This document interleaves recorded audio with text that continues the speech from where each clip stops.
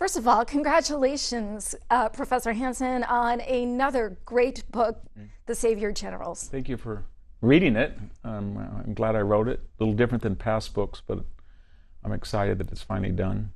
So tell me, how do you define a savior general?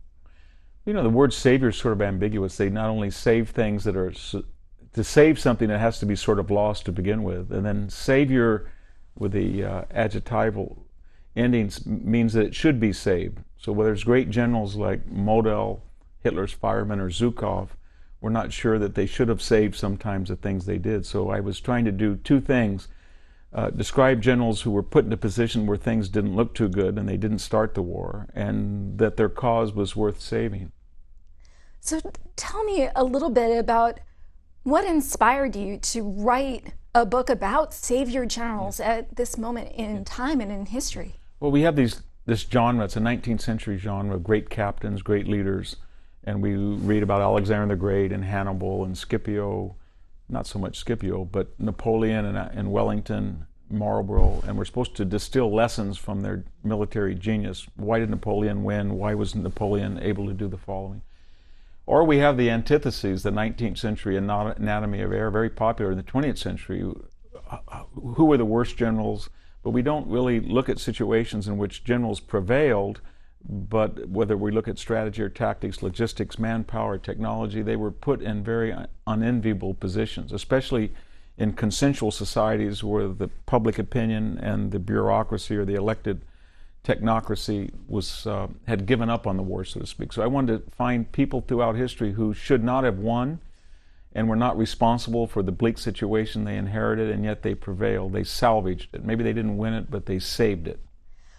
I'd love to go back and talk more about those great captains and those genres of history. But first, I'd like to hear a little bit more about those you chose to write about. That was hard to do because everybody asked me that question. Curtis LeMay is a savior general. He saved the B-29 campaign. George Patton saved the American Army after the humiliation in North Africa. So he could go on and on. But I was looking particularly at situations that had a chronological sweep. So Themistocles of Athens, all the way to David Petraeus and the Surge. But I was also looking for things that were completely pessimistic. I think we could have won without Patton. I think we could have won without LeMay, perhaps. But I don't think you take away Themistocles from burned out Athens and 2/3 of Greece occupied, the Greeks would have even fought at Themistocles. Or without Belisarius, the Emperor Justinian would not have recovered much of the western part of the Byzantine-Roman Empire. I don't think there was a Union general alive who could have taken Atlanta at the cost that we took it, very small cost compared to what was going on in Virginia. And I don't know anybody who could have done what Matthew Ridgway. And I wish I could say that there were American generals, maybe one or two, but not very many that could have done what David Petraeus did. So I was trying to look at unique individuals throughout history, chronologically, to try to remind us that even in a therapeutic, sociological era of high tech, that these human qualities remain constant across time and space. Few readers and few historians would dispute that some of the people that you select were indeed saviors of their countries. And I think Themistocles is a great example. Undoubtedly, he saves the Greek city-states. But they might argue with some of your other choices, such as Ridgway, because the original strategic outcomes in Korea were not actually achieved. So how do you respond to critics? Well, I think actually that criticism would be valid for all five of them, because they're not winners. They save the situation for others to lose or to win.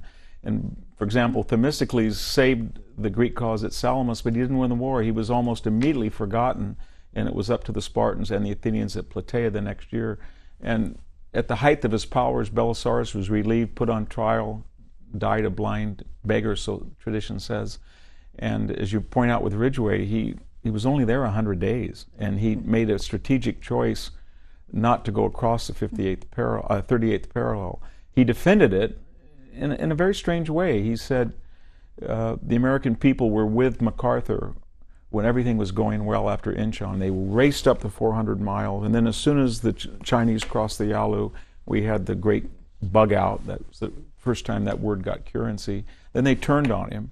Now they're behind me, and if I go back up to the north with the same logistical, strategic, tactical situation that MacArthur faced, whether that was true or not, I don't know, they will turn on me because they're not willing to sustain this type of war this long.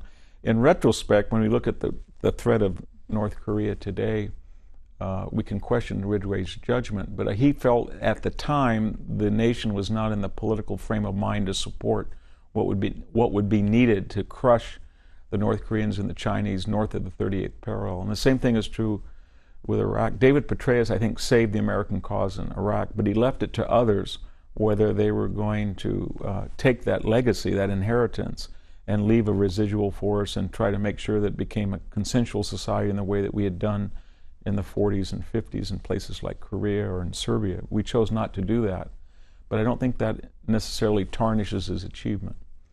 I actually would love to go back to your discussion about Ridgway making a judgment and a calculation that is in fact strategic, perhaps grand strategic in its importance. Not just an operational decision not to go north, but something so momentous as this. And one of the really important components of the United States and the way its democratic system is organized is a degree of civilian control over the military and a perception, indeed a responsibility for civilian leaders to make such decisions. So how do you evaluate Ridgway's decision-making about something as sensitive as popular support and figuring that into his operational calculations? Well, Ridgway would answer that and say, I got us back to the 38th parallel at a time when I arrived 100 days earlier, people wanted to evacuate again to Pusan. I mean, Seoul was lost again. People had given up on the war. The public support was less than it was for, say, Iraq in 2006.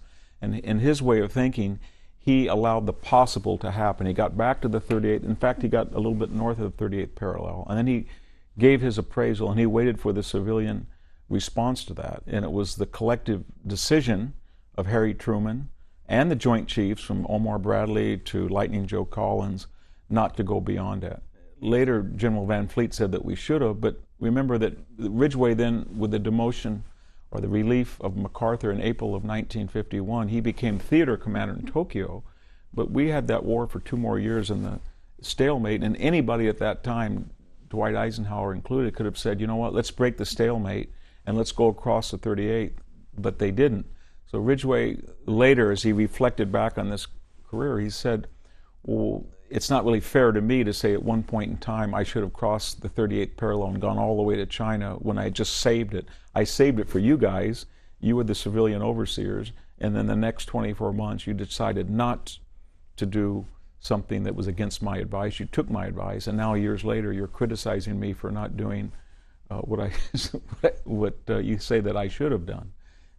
So it was he honored the civilian relationship, and he made it clear in a number of essays that while he liked Douglas MacArthur personally and he respected his military acumen, that he was in error because he jeopardized that very valuable relationship and tension between civilian and military authorities.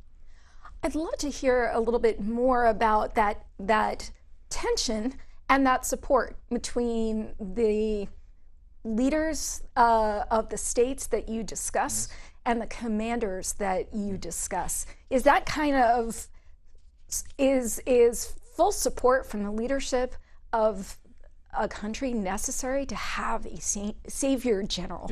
It is, and it's very controversial because these are generals who come in at the 11th hour when the policy of the state, and usually the commander-in-chief, president, or emperor, whomever the particular political system has in charge, it's a referendum that something's gone wrong. If David Petraeus takes control of the surge, then people are going to say, why did he have to go there in the first place? Why didn't we have the surge earlier? If Matthew Ridgway is sent in late in the game when we're going to lose Seoul for the 3rd time, then people say, what was Truman doing? And the same was with, why do we have to take Atlanta when Grant should just take Richmond and end the war? So they are referenda on failed civilian policies, and that makes them suspect, because if they do very well, Sherman, after he takes Atlanta,